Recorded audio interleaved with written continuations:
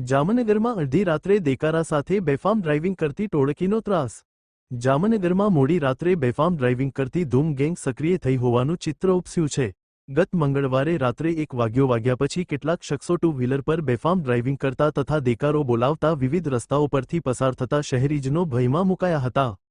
Pancheshwar tower, Satyanarayan મંદિર road, હવાઈ ચોક વગેરે વિસ્તારોમાંથી સંખ્યાબંધ ટુ વ્હીલર પર એક ટોળકી ચીચિયારો પાડતા અને બેફામ ડ્રાઇવિંગ કરતી નીકળી હતી।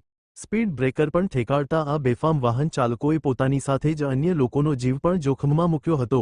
આ લોકોને જાણે પોલીસ કે કાયદા વ્યવસ્થાનો કોઈ ડર ન હોય એમ અડધી રાત્રે દેકારો બોલાવતા ઓવરસ્પીડમાં રસ્તાઓ પરથી પસાર થયા હતા, જે અંગેના વિડીયો પણ સોશિયલ મીડિયામાં વહેતા થયા છે।